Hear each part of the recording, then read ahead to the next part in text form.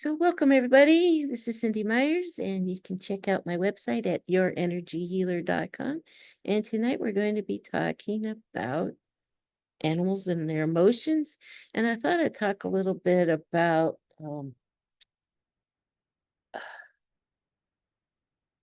weather and the summer and how that can impact your pets. It can actually cause stress and anxiety with the heat. Some parts of the country are experiencing, or a lot of parts of the country experiencing extreme heat. Sometimes in the winter it can be extreme cold and the shorter days that can impact their emotions and behavior as well.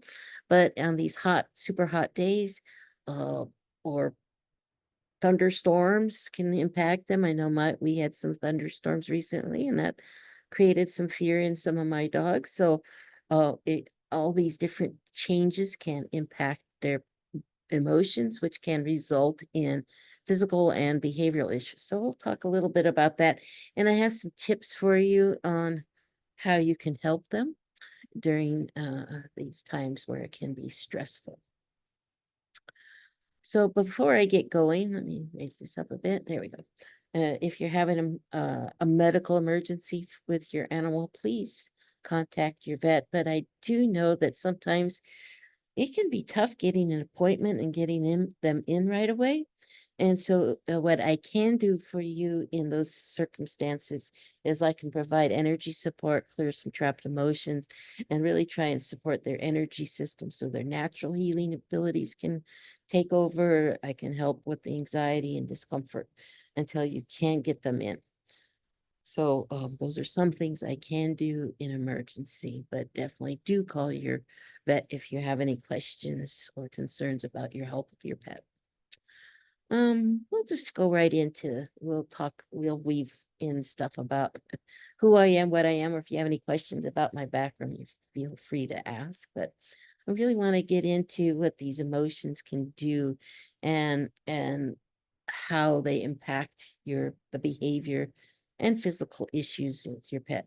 So emotions can get trapped in the body. They're just chemicals that are created that relate to an experience that they're having or have had.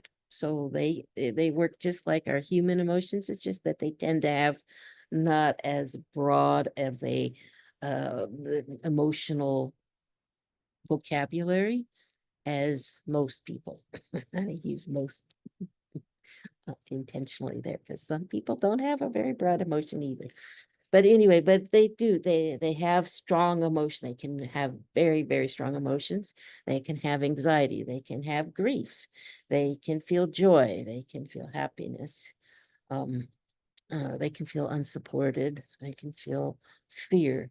That's quite the universal emotion, as a matter of fact. And a lot of the negative emotions are fear based. And so there's a component of fear. And like I said, they're just chemicals that the body creates to relate to experiences that we're either have that they have had or in the moment of, or have had in the past. And they have memories of it. So they can also have PTSD responses to circumstances or experiences. And those chemicals now act very much like food. We eat something and it goes and we digest it in our stomach and it breaks it down further into different elements that go to whatever part of the body. Again, it goes into a chemical formula of some sort that goes to certain parts of the body that needs those nutrients. If we eat too many food calories in a day and we can't burn it all off, those food calories get stuck in the body. So a lot of us know all about that. But so when you talk about it down at that level, emotions are work the same, very similar fashion. So they break down into these chemicals. We need or animals need to be able to burn those chemicals off. If they cannot burn them off, if they can't process them out of their bodies, they have to go somewhere, just like the food calories get stuck in the tissues, so can emotions. And they tend to have like magnetic kind of interaction with each other. So if something is already stuck and it goes and then and in another motion that's similar to it, it doesn't fully get processed and it goes near the other one, it goes, oh, I like you, and I'm gonna land and get stuck in this part of the body. And they can just keep building up. And now there's an energy blockage of this area. It's kind of like think of a boulder in a river. And so the river can't go through the boulder necessarily, so it's going around it, and it'll hit down shore. So that the the behavior, or not the behavior, but the physical issue can actually, the symptom can happen not where the blockage is, it's going downstream. And that, so you may see the symptoms. So what I do is find where the source of the blockage is, and I try and release those trapped emotions to get that rid of that boulder so the natural flow can go back and reach. Sometimes where the issue is where the boulder is, because the natural flow can't go right to that spot.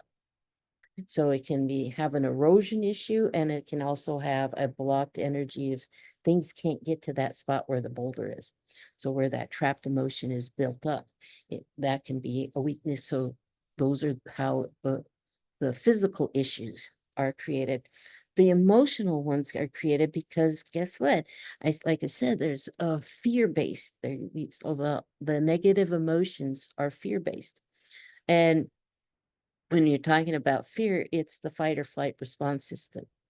It's reactionary. And so however they've learned to behave in a fear-based setting, when they're triggered, a habit can get created out of it. A behavioral pattern is created. They'll want it. So they may have usually three responses to a triggered state. They can run away from it, run, they can fight, and then they can be a freeze state. Those are the three basic ones. There's some others, but animals and humans tend to follow one of those three patterns. And it can be different for different experiences, but I find most often if their reactionary is aggression, then they tend to be aggressive and be more barky or bitey, eh, given maybe resource guarding type of an issue. That's fear-based. If they are in a free state, they just kind of exactly what they do is freeze. They don't move. They just kind of deer in the headlight look. Um, and then there's the run. So they want to get away from it. So they may try and go and hide and try and get away from whatever is scary. So in thunder and lightning storms, my guys go more into the run kind of phase where they're looking for something, a place to hide from the scary noise that they don't understand. So they'll um, look for, quite often, they like to go into the bathroom sometimes, or a closet.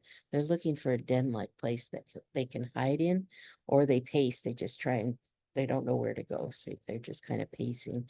If they were outside, they could try and run and jump a fence. That's why in 4th of July, I encourage people to keep your pets inside, because if they are runners, even if they have never jumped a fence in their life before, they can. I had one that she came up with such a raw nose once, or something scared her because she was trying to burrow her way under something to get away from it. And she rubbed her nose raw, poor little thing. So run is another common behavioral issue. And so again, we want to clear those trapped emotions. Now, those are extreme ones, extreme responses, but they can also create other behavioral issues. I find that if all of a sudden they have potty accidents in the house and they never had that before, that's a behavioral response to some sort of trapped emotion. And they're trying to get our attention because they need help, and they're not trying to be naughty about it. They just are overwhelmed and they don't know how to express that they're troubled. And so they have accidents. And that's true with cats or dogs. Cats miss their, with cats, again, this is general terms. I find that with cats, if they have an accident right outside the litter box, it's sometimes a physical issue. If they go and have an accident in your shoe, or on your bedding or someplace that's kind of obvious, that tends to be, I'm troubled. It's an emotional overwhelm. So we can clear those trapped emotions and remind them to go back and use their litter box. But they're trying to get our attention when they start having those incidences. Another response that is common after a big emotional upset is they get tummy issues. They can have diarrhea or throw up. Those are really common issues. Or they may choose not to eat at all. They may get finicky all of a sudden. And that's because when they're in the fight or flight response system, the digestive system gets turned down to low, so all the energy can go into the reaction needed to survive. So that's it's just a physiological fight or flight. Adrenaline flows, turn down all the non-essential systems down to low, so all energy goes into survival mode. And so with that digestive system turned down to low, if it doesn't turn back on, or even if it's turned down low for a short period of time, and that is emotions and the adrenaline is flowing, that upset tummy within 24, 48 hours, quite often they have a little upset tummy. It can go as long as a week or two. For people that have gone on vacation, sometimes they'll contact me after a couple weeks and go, oh, my dog's been throwing up or my cat's been throwing up for a few days. I don't know what to do, or I've taken to the vet and they can't find anything wrong. And then they said, oh, well, ask about what's happened recently. Well, I came back from a vacation. And there we go. So I cleared the unsupported and fear and worry about being gone, and that usually clears it right up because again, digestive system got turned down and they were hanging on to some emotions and they needed to express themselves as well as why they were upset. So back to summer now, how does that relate to the summer and heat? Well, our habits our pattern or our routines can get changed with the extreme heat. They may not be able to go outside very much because it's just too dang hot. It's not safe for them. And they're inside in the nice cool weather, but if you have air conditioning and fans, it's safer for them. But guess what? It's different than their routine. So they don't understand all that so much. We know that it's cooler in the house, but they may not understand why they're inside all the time. And they can also get bored stiff. It's that being outside, they can burn off a lot of calories and enjoy smelling and doing things, but it's just not safe for them to do that. But so what I encourage, and here's one of your tips, is to create some mental stimulation for them in the house. So puzzles are great, more playtime whether it's a cat or a dog, if they're into playing, make sure that they have some fun toys and things to play with. You play with them a little bit. Anything that can get mental stimulation. I do some puzzles. I do some training. I love to do training with them when it's like that. And it doesn't mean a lot of training. I'm talking like 5 minutes of mental stimulation. If I do have them go outside, I really encourage sniffing, especially for dogs. Sniff, sniff, sniff. 5-10 minutes of sniffing is like a half-hour exercise. It's really mentally taxing. So get them sniffing. It's also great if they're anxious at all. If you have an anxious pet, take them out on a leash or again in a controlled setting and let them sniff. There's something calming about letting them sniff. They really like it. So it's not just about liking it either. There's some chemicals going on, the mental information that's coming in. Remember, what they smell is thousands of times stronger than us.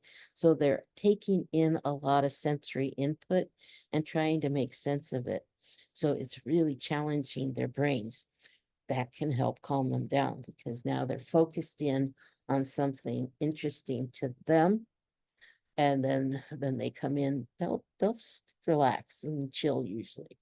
So that's a really great tip. The other thing to do, I like to freeze a Kong with a yogurt or whatever a healthy treat that your pet likes. If they like that sort of thing, I'll freeze it because they have to work at it longer. Or I have little things where they have to go hide, find the treat in these little mats that are they look like little of those rugs that you tie and with knots and stuff, and you hide the treats in there, and they have to use their nose again to go find all the little treats inside it. Again, mental stimulation and using their nose, anything that can use their nose. For cats, I play with them, or just pet them. That is mentally stimulating as well. The cats seem not to be as bothered by the heat, at least mine aren't. I have barn cats and they kind of love it. I see them out just enjoying it's almost like a sauna for them. It's almost like it can't be hot enough for them. They love the heat, but I still worry about them. I can't help it. My human side, I'm hot, so then therefore all must be hot. Anyway, but again, having mental stimulation for my house pets especially is important. Um, let's see if I have any other ideas or suggestions for you. I can't think any off the top of my head. Well, the other thing I like to do is just to have calming energy in the house if they're kind of nervous. We had a thunderstorm not too long ago and lightning. And so I just made myself as calm as possible. I wasn't frightened by the storm. It was far enough away. I could count between the lightning and the thunder, so I knew we were safe. But the animals didn't know it. And again, their hearing is much stronger than ours. So if I'm hearing the thunder, it's really loud for them. And they can also feel the vibration better than us. So that it was unsettling. They had no idea what was going on. And so I turned the TV up a little bit louder, but I kept myself strong and I just petted them. I did these gentle T-touch. I refer you to that modality, and there's some YouTubes online that shows you about how to do those. But it's stimulating the calming chemicals. And again, we want those calming chemicals flowing, especially if your pet is not feeling well or anxious or having something that's uncomfortable happening in their world right now. And so doing these light touches, if they'll let you, is really good. And the last thing I encourage you to do, especially during these hot months and just, well, every day of the year really, is to observe them. I like to put my eye on every animal I have. I have an alpaca farm, so I have 13 alpacas right now. I've got the 3 barn cats and I have the 3 dogs. And I want to see each and every one of them every day. I may not always see my cats every day, but I try to. And I want to observe them. So I know what normal looks like. So that if somebody isn't feeling right, somebody's not feeling well, or they got a boo-boo of some sort, something isn't right, or they having an emotional upset, anxiety of some sort, they'll demonstrate something different. And that will flag me. And I go, that's different. So for example, I have an elder barn cat right now. He's 14. And the last 2 days, I feed him at night a wet canned food. He loves wet food. He's the only one that really likes it. And he's an old guy, so he gets a little extra spoilage. And 2 nights ago, and again, he usually runs right in and I can't get it down fast enough. And he was right there. He wasn't far away, but he didn't run to me to get his wet food. And I went, well, that's different. I wonder what's going on. And so I kind of watched it, but I put it down like I normally did and just kind of kept an eye on him. And the next day, again, getting his dinner ready, and he's in the same spot, put the food down. They didn't come again. I went, well, that's interesting. That's odd. So I took the food to him day this morning, go feed them their dry food. And he doesn't look right. He's just not quite himself. He came over, but he wanted to get petted. He didn't want food, which is not normal. So I'm going, something's going on with you, buddy. But I wasn't sure what was going on. But he did go over and he started eating. And I went on and I was doing a little walkabout. And all of a sudden I look back and there he is following me. He doesn't do that. That's really unusual. So now we have lots of behavioral differences. So I stopped my walk. I went back to him and I said, "What's going on, buddy?" And he wanted energy work. And he started turning his body and I was trying to feel where things were off. And then he walked away and I thought, okay, he got what he wanted. And I went back on my walk and he started following me again. I went, okay, you're not done. And then I think I need to give him some arnica. I think he's not feeling right. He's got pain. And arnica has been really, I think that arnica saved his life umpteen times. We're working on our 14th life with him.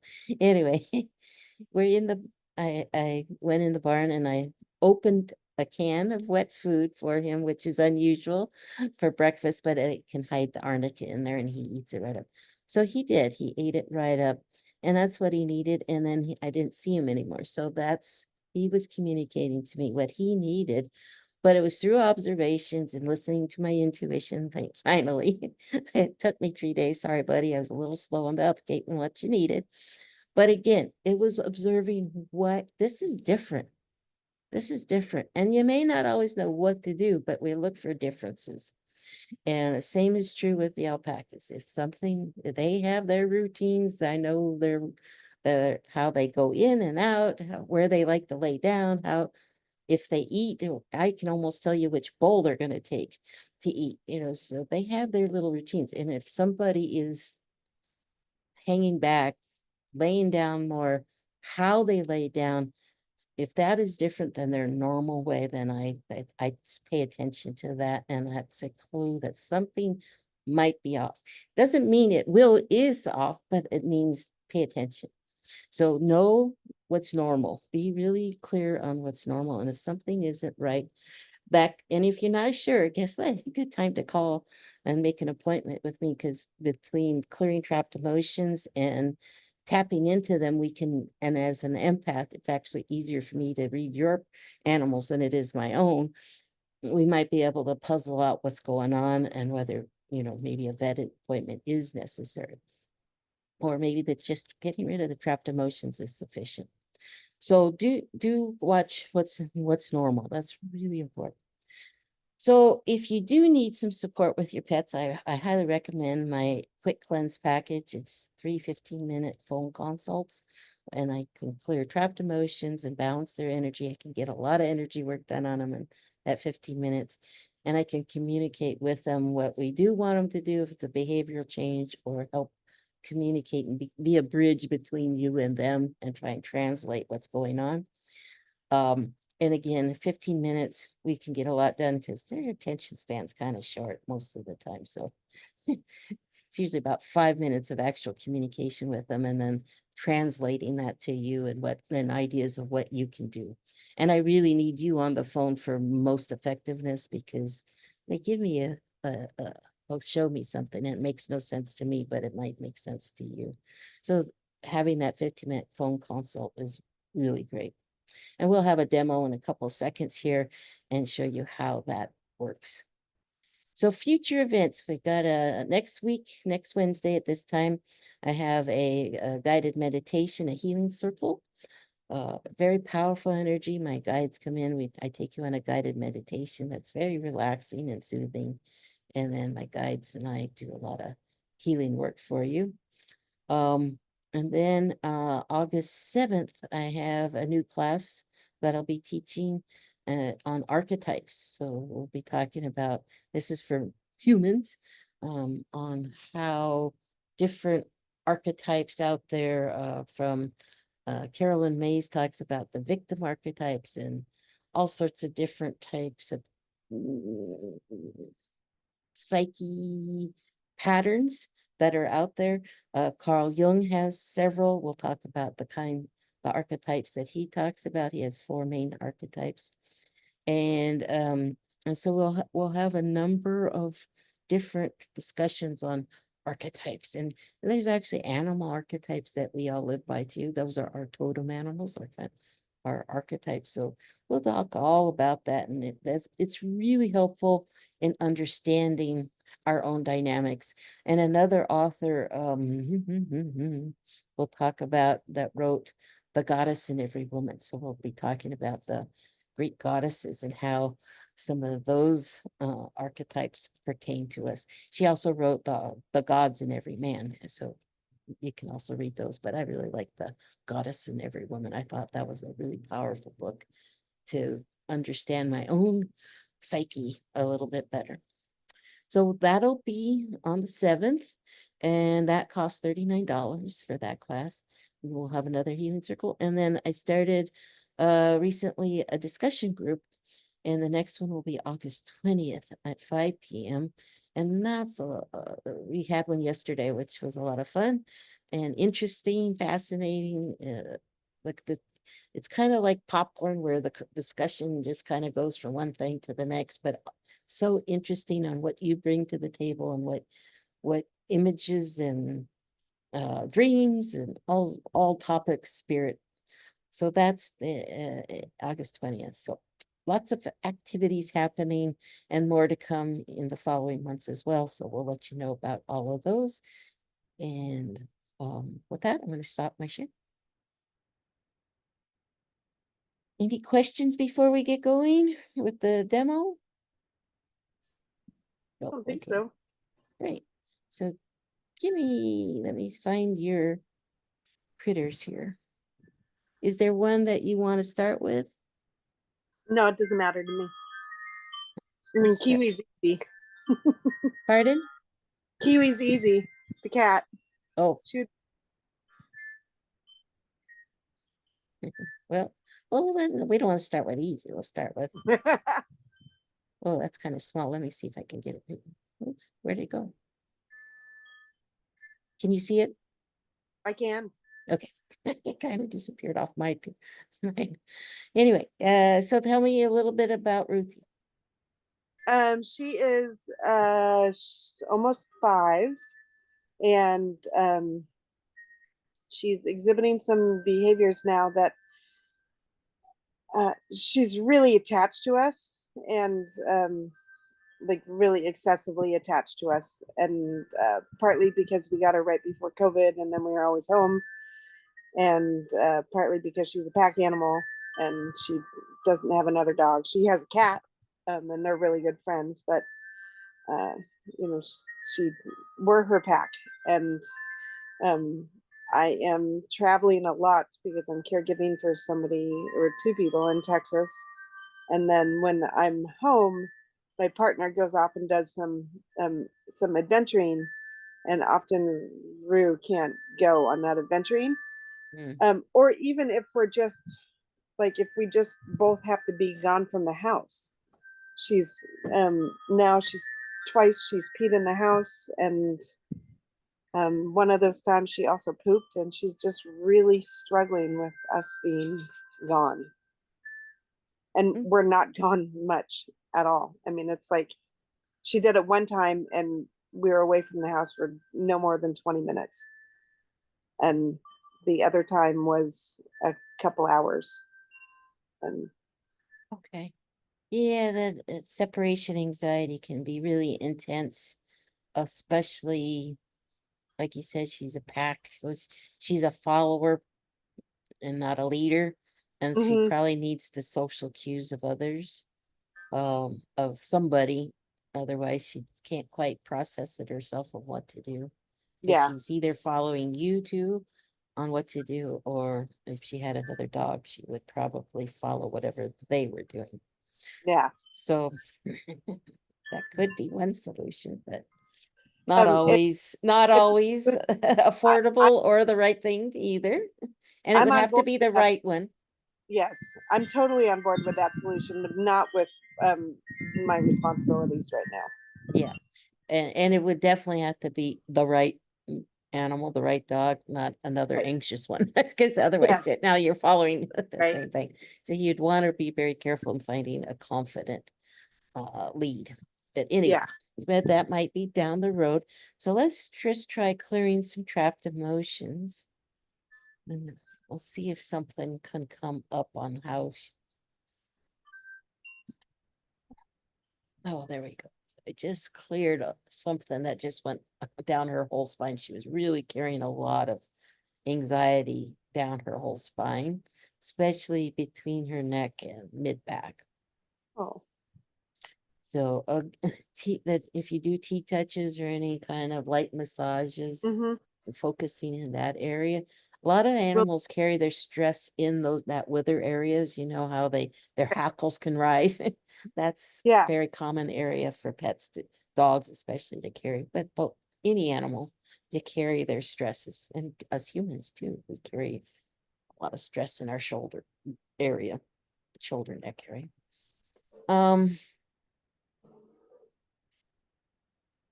When you do leave, where does Ruthie hang out? we've been morphing it over the 5 years, but now she gets most of the whole house. But Okay. before we kind of locked her in the room that we always like just hang out in as a family, and she was eating carpets and stuff like that. So we've Okay. had more success in giving her more space. More But space is better. yes, That isn't always the case because of den-like. right. Does she have a pen or a crate at all? Does she like any of She those things? she hates them. So that won't work. Sometimes that helps animals. She And keeps goes them into safe. full on anxiety freak out in the crate. Okay, So so she didn't get trained for that. we tried, but it Yeah, never. some just are not Yeah, into that at all. And okay, let me just work with her a little bit more.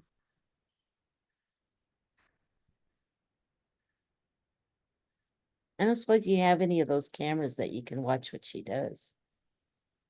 we have a couple. Yeah, Do you know what she does? Does she pace and go from one area to the other, or does yes, she? that's exactly what she does.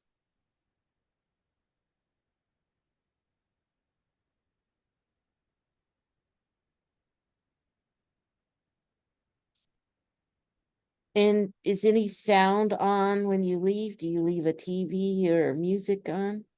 Yes, So either or. that doesn't seem to help because it's not your voice. Oh,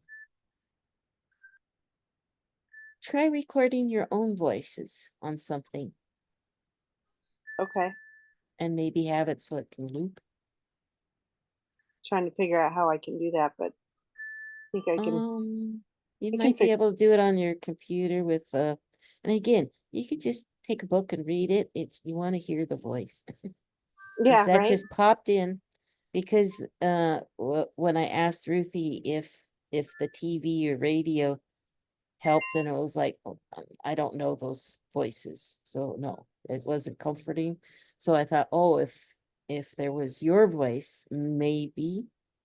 I don't know if it would confuse more or not, but because she might be going around looking for you, but at least it's your voice. And you could maybe do just like calming stuff. Again, calming voice or a conversation with your partner in a calming fashion that talks, and maybe use her name occasionally, Ruthie. And oh, I might do this too. Have you trained her at all to do sits or downs or a Yes. settle spot? Uh, having a settle place is a great thing to do in teaching them, when you're busy or whatever, just go chill, a chill spot. You can even call it that, but like a pillow or a rug or something that you train her to go to. And you She can, has her safe space okay. that um that I'm And is it on command where you can say, go to your no, safe place? So she work does. on, so work on, if that's one of her favorite places, work on possibly that. I'm not sure if we have to be careful that we don't accidentally poison her safe place and make it an unsafe place. Yes. But so you may try another place that when you go Okay. away, this is her settle spot to go chill and wait for you. And your voice then can remind her to do that. But you'd want to establish it pretty firmly before, because if she's not there, I don't know. But Right. anyway, there's things you could do even, and if is she food motivated at all? I mean, we sprinkle treats all around the house, and then we give her like a big reward treat, but she always waits until we get home to have that big reward treat. Okay. She never eats it when we're gone. But again, I would work on that settle spot and do it well, while you're there to begin with, and you just walk into another room and then have her stay there, but she knows you're there and she's hearing your voice. So Okay. that when you go, it's more like that. So it will take time depending on, you know, how some get it really fast, the other dogs takes a while, but it's really valuable because you can build up time.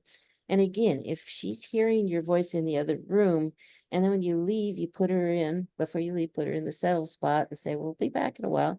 And then you put your voice thing on, but she has to stay. And your voice is reminding her, stay in your settle spot.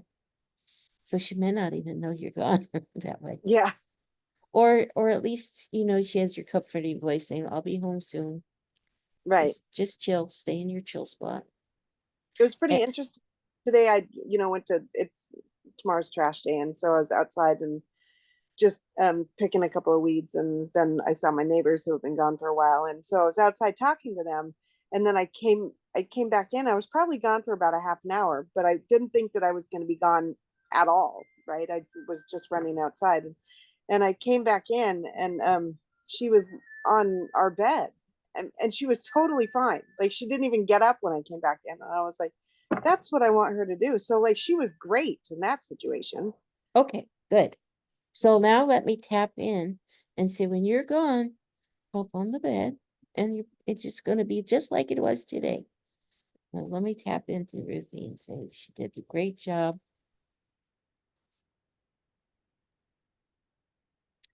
So she knew you were close because she could feel your energy and she could either hear your voice still, or so she knew you were nearby. And I'm going to tell her that doesn't matter how near, or if you have to go run errands and she feels your energy further away, you always come home to her. So just go on the bed and just relax. 'Cause her people will always come back to her. She just came running right back to it. Hi. There we go. And she heard it. So, and I just had another nice shift. I felt it. If you saw me cracking my neck and all that, Yeah. I was shifting the energy around. And I felt a nice kind of a calming. So hopefully she heard that. She just came running out and see if I can adjust my camera. She just came running up, and she's now sitting in her little cabana Good. outside. Good, She good. was walking. Let's see if I can figure this out. It's blurry, but I think I see movement there. So good. So there's another calming place that she probably likes, that she feels safe at, and she was listening. She was definitely listening.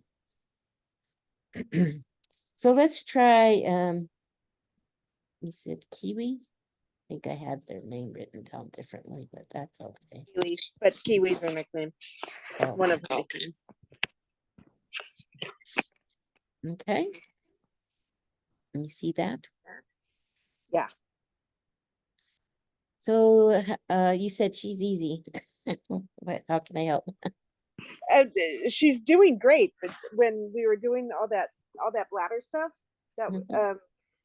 was going on for her, she was given a Cosequin tablet, like a treat that she was eating religiously once a day for I don't know, year and a half or something like that. And just within the last month or two, she stopped eating it.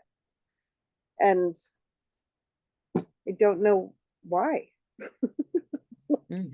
And and so I'm wondering if she even needs it anymore, but maybe she also needs it and she's not eating it, or like there's something else going on. So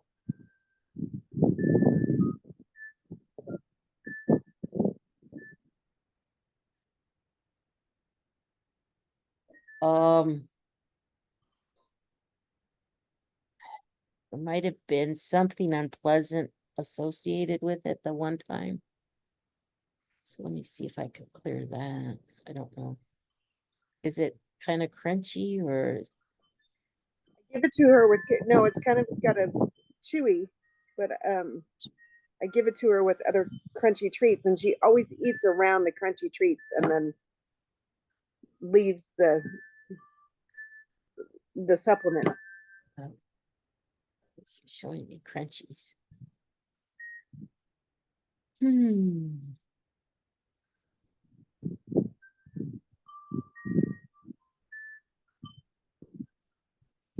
Okay, I think because it's chewy, it might have gotten stuck in a tooth at one point and it was uncomfortable and started to taste nasty. So Okay. it was and she's kind of showing me that something unpleasant happened around it. So she has a negative association to it now. Not quite sure how to resolve that. You might just, I don't know if it's easy to cut it up into smaller pieces. Okay. Try that. It's not Um, really easy, but I can do it if, you try it once and see yeah. if it helps. And I'm thinking maybe smaller bites might help. I don't know. But I she actually doesn't thought that, like that. She doesn't like the texture of it now. yeah. I was thinking maybe I'd just like, I stopped giving it to her for a while. And I was like, maybe I could just clear it that way. Maybe just time out away from it. But Mhm. you might just try a little piece to begin with instead of the whole thing and then try and get her to Okay. add more as she gets used to it again. I don't Will think do. it didn't seem like it was the taste that bothered her was something like she bit into it and if you have a jujube or something, those old Totally. candies and it really gets stuck and you can't get it out. Yeah. And it was really unpleasant. So it She, bothered her she a needs to lot. get her teeth cleaned too. So maybe like just, It might be, and she might have well, usually the crunchies would hurt too. As much as the yeah, I would upper left fang. It's a little really? achy. Okay. Hmm. Okay. Upper left somewhere I'm up gonna in write. that side. Alrighty. Yeah. Marco, you showed us your doggy. Do you want me to do a quick tap in on your pup? You're muted. We need your son again. Did he do it? Yeah, you did it. Job. She's sitting here just being a little needy, and I really want to read her like, "Mommy, entertain me." It's like, what? But she was now she's settled, so she's right here. But What's her name? would you talk to Oh, you're breaking in and out. What's no, her she was what's just like, just ah now am I our breaking up? connection is yeah, what's her name? Banks. Banks. Okay.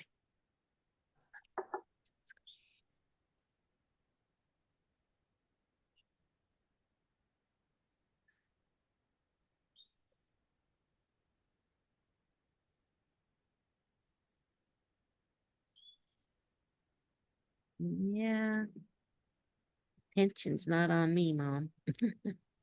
Uh, but that's not it either. So what else is going on? How old is Banks? 4. 4. Okay. Getting a little ache in her left shoulder neck area. Did she play too hard or do something? You froze. Let me just clear.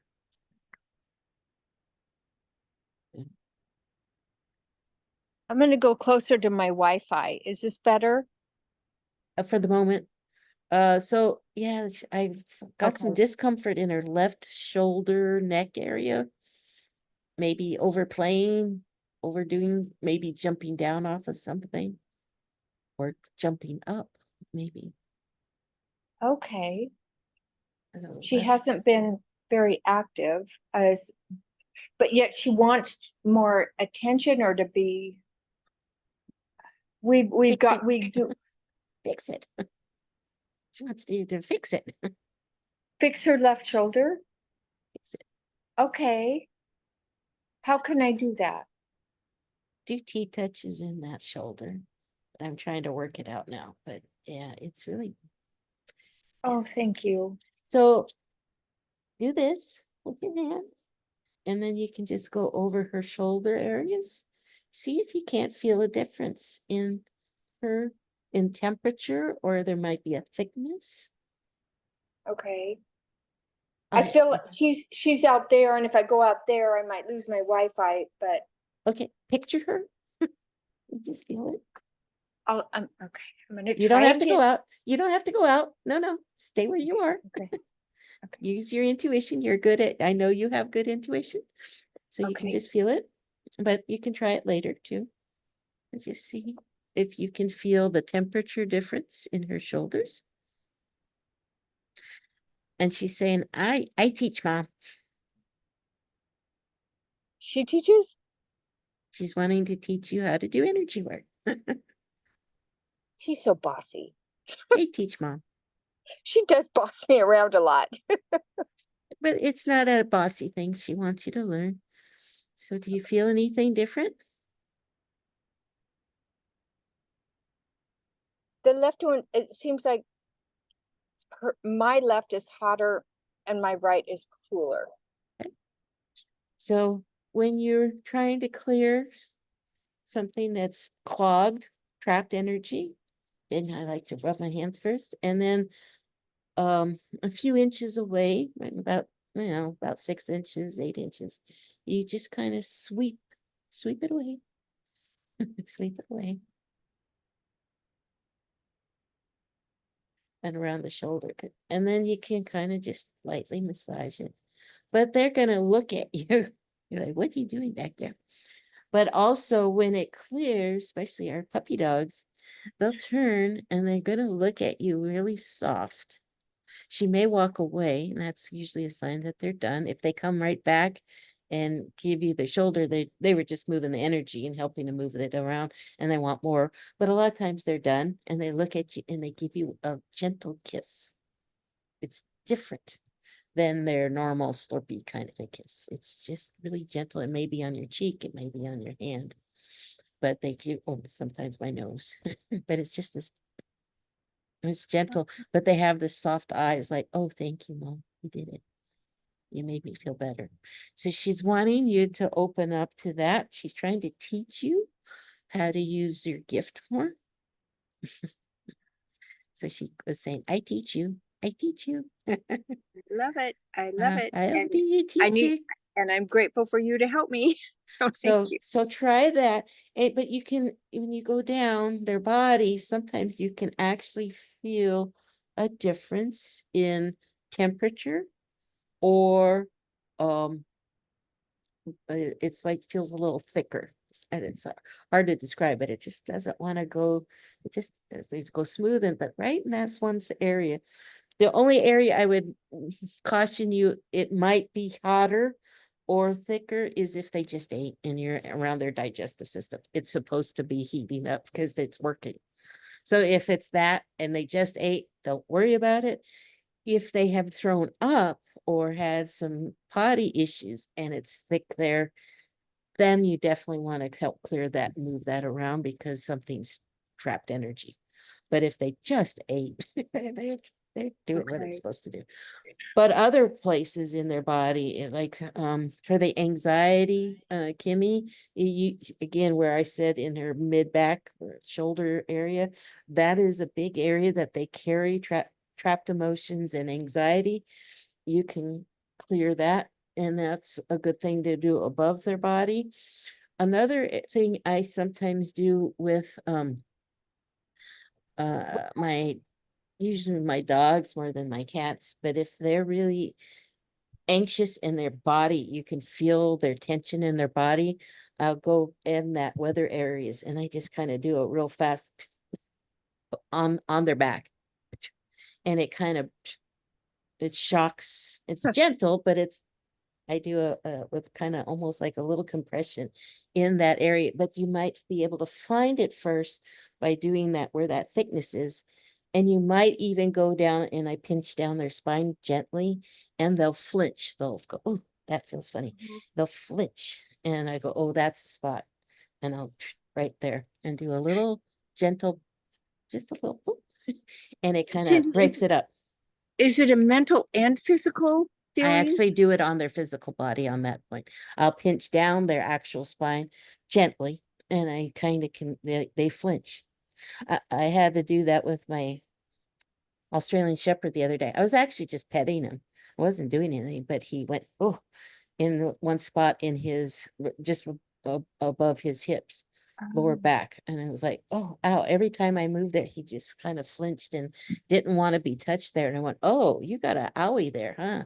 And so then I did some of this waving of the energy off of him, cleared it, and did a little energy work, just hands on. I didn't do the pinchy thing. I just sent white light through my hands to him in that spot. And then he walked away and then he came back and he gave me the little kiss and he was fine. And when I went back to that spot, it stopped reacting. So you can learn how to do these things. It's not it's not rocket science, and I know because I have a degree in aerospace engineering. I used to That's do that, impressive. I So used to do that with my golden retriever, the trigger point work on her spine, and I totally saw it and would release spots and everything. I just ran down Ruthie's spine twice, and there was no. You beat me to it. Is what I'm. okay, yeah, but she's an anxious they'll be pup, back. so it'll come back, but you'll be Yeah. able to feel it. Now you have another tool in your toolbox that you can Yeah. try and help relieve some of that stress. And you can, and again, observing them, they'll tell you if it worked or not. And they give you it's the sweetest. It comes from their heart. It's so genuine. And that gentle little kiss is just, oh, I love Yeah. it. I just love She it. just laid down right next to me. She was standing up, and I did that. I worked down her spine, and then she just laid down. So she's good. But those other movements, do you start them? Are you touching them, or and that whooshing? Are you No, it's above okay? their bodies. Okay, so more of a Reiki kind of situation. Reiki, I call it raking, but there's a lot of different modalities that do the exact same thing. So it's Okay. you're moving that energy.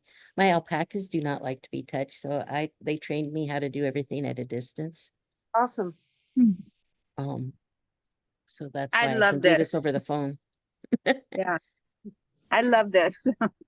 Good. Great. I love that you love it. But yeah, that's my goal, is to help teach you to do more for your pets. There's my Yes. handsome husband. Hi. So yeah,